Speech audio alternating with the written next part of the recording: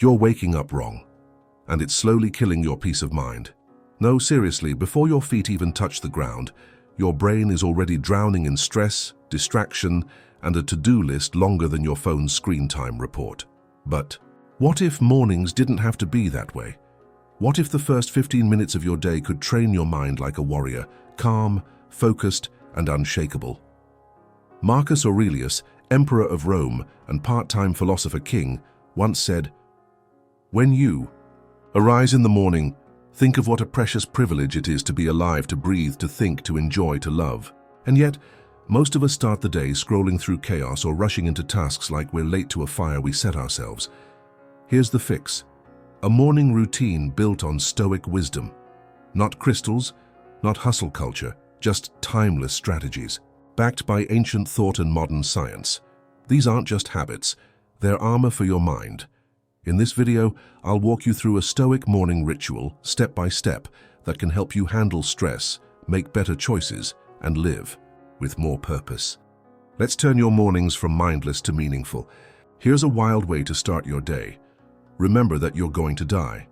No, seriously, before you brush your teeth or check your phone, pause and think about the fact that nothing, including you, lasts forever.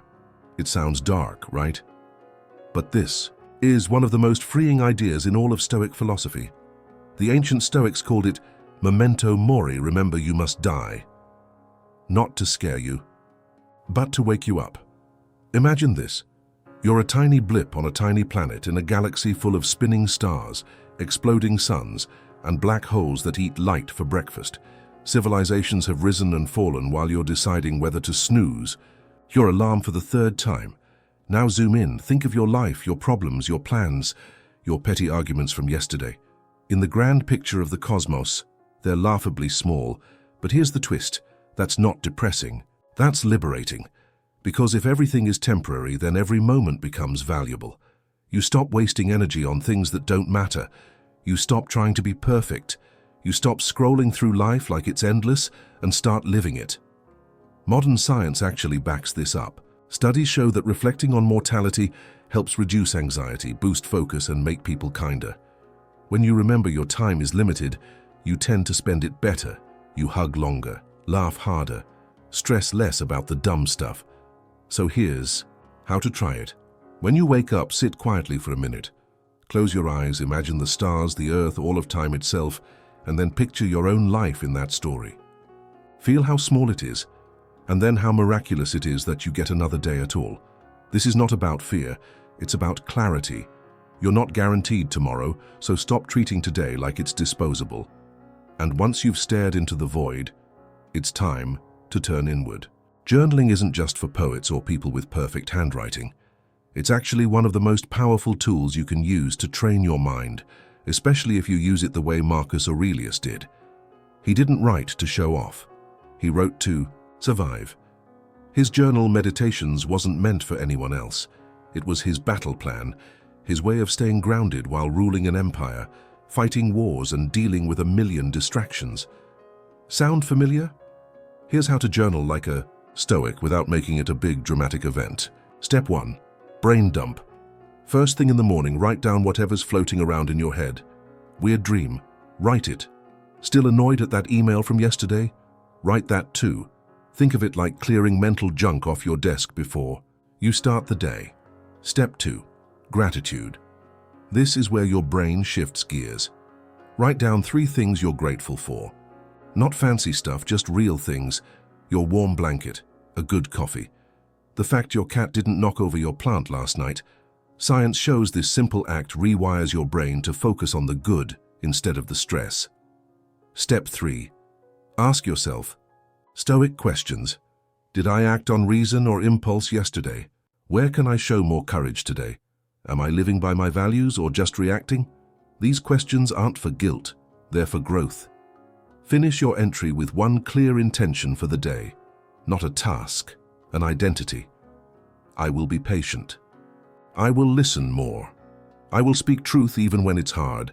That's how a journal becomes your compass, not just a record of thoughts, but a guide for how you want to live. But don't stop with what you write, live it. Goals are overrated. Yep, I said it. Because while you're busy chasing some perfect future version of yourself, your real self is sitting in traffic, scrolling Instagram, and forgetting what day it is. Here's what the Stoics figured out. What matters most isn't what you're trying to achieve, it's how you show up today. That's where intentions come in. Goals are future-focused. I want six-pack abs. Intentions are present-focused. Today, I will move my body with strength and respect. See the difference? One is about some idealized finish line. The other is about the choices you make right now. Here's the trick. Start your morning by writing one clear intention, not a to-do list, not a wish, just a sentence about the person you choose to be. Try these. I will stay calm in conflict. I will listen more than I speak. I will lead with kindness, not ego. And don't worry about being perfect. Intentions aren't about performance, they're about alignment. They help you steer through the chaos with your values intact. Because let's be honest, life doesn't care about your 5-year plan, but it will test your patience in traffic, your courage in conflict, and your self-control at 2 a.m. next to a fridge full of leftover cake. Your character is built in those small, invisible moments, not in the highlight reels. So if you want to shape who you are, start with how you act today. But how do you sharpen that character? With discomfort. Comfort is lying to you. It whispers, just stay in bed a little longer or you deserve that 4th slice of pizza. But here's the truth, comfort is not happiness, it's just familiar. And the Stoics knew that comfort, unchecked, makes us weak. Seneca, one of the wisest Stoics, had a weird habit. He'd eat plain food, wear rough clothes and sleep on the floor, not because he had to, but because he wanted to stay strong. He called it training for adversity. Why? Because life doesn't send a warning before it punches you in the face. So, how do we do that today without becoming a full-time monk? Easy. You practice small discomforts every morning. Take a cold shower, not for the bragging rights. Do it to remind your body who's in charge. Skip your morning coffee once in a while. Feel the tiredness and push through anyway. Try fasting, or walk to work instead of driving. These aren't punishments, they're reps for your mind. Modern science backs it up too. Cold exposure boosts dopamine, fasting sharpens focus, walking reduces anxiety. These ancient ideas aren't outdated. They're biohacks with 2,000-year-old wisdom behind them. When you practice discomfort, you build grit. You learn you can handle more than you think. You stop chasing ease and start building inner strength. Because when life gets hard, and it will, you'll already be trained for it. And once your body's awake, it's time to master your mind. Your mind is loud, especially in the morning. Thoughts jump around like squirrels on espresso, what you need to do, what you forgot to do, what someone said 3 years ago that still annoys you. Sound familiar? That's why Stoic meditation matters.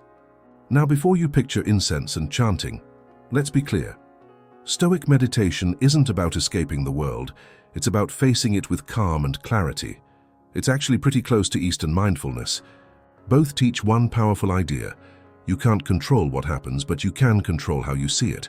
Here's how to do it. Stoic style. Step 1. Breathe. Seriously, just sit still and notice your breath. In, out. That's it. Feel the air hit your nose, your chest rise and fall. Step 2. Scan your body. Feel the weight of your arms, the air on your skin, your feet on the ground. Just notice what's there without judging it. Step 3. Watch your thoughts. Imagine they're clouds floating by. Don't grab them, don't fight them, just let them drift. That weird memory? Let it go. That to-do list? It'll still be there in 10 minutes. Step 4. Reflect on one Stoic quote. Pick something simple like, "Men are disturbed not by things but by the view they take of them." Epictetus. Let it sit in your mind like a warm cup of tea. What does it mean? How can you use it today? This practice is like brushing your brain. It doesn't take long, 5-10 minutes tops, but it clears out the noise and sets your focus, because if you start your day with stillness, the world can scream all at once, and you won't flinch. But one quote can change your entire day if you let it. Some people check the weather when they wake up. Stoics, they check their mindset. Instead of doom scrolling or diving into emails, open a book. Meditations by Marcus Aurelius, Letters from a Stoic by Seneca, or the sharp wisdom of Epictetus. Don't. Treat it like homework. Just flip to a random page and read slowly like you're sipping something hot. Find a sentence that hits you. It doesn't have to be long. Sometimes, a single line can knock the wind out of your ego in the best way. Like, "You could leave life right now. Let that determine what you do, say, and think." Whew, that's not a quote. That's a slap and a hug at the same time. Once you've found your line, sit with it. What does it mean for you today? How would your day look if you lived by that idea? Write your thoughts down. Doesn't have to be deep or poetic, just real. This isn't about pretending to be a philosopher. It's about being awake. Then take it further. Turn that quote into a small action. If the quote is about patience, maybe you pause before reacting. If it's about courage, maybe you finally speak up in that awkward meeting. Tiny shifts, big results. And if you've got a friend on this path, share it. Talk about the quote. Compare how it hit both of you. You'll be surprised how one ancient line can spark 10 modern insights. All that's left now is the hardest and most powerful practice of all. Life doesn't always ask for your permission. It just happens, messy, unfair, amazing, and sometimes downright ridiculous. But here's the Stoic secret. Don't just accept it, love it. That's amor fati, the love of fate.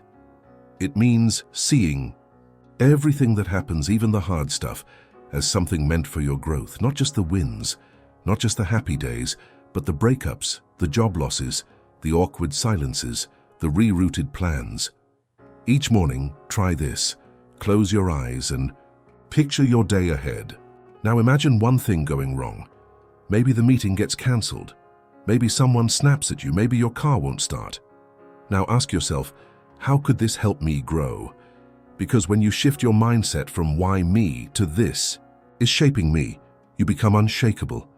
You stop fighting reality and start working with it. Every obstacle becomes a lesson. Every setback a teacher. Marcus Aurelius nailed it when he said, "What stands in the way becomes the way." The problem isn't the problem. It's how you respond that defines you. Modern psychology agrees. Studies show that people who reframe challenges as growth opportunities are happier, more resilient, and less stressed. Turns out ancient philosophy was right all along.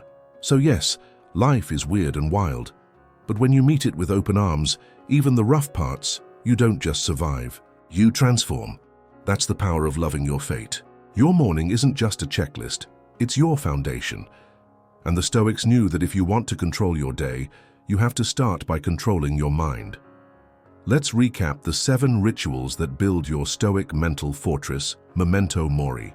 Remember, life is short, so make it count. Journal like a warrior.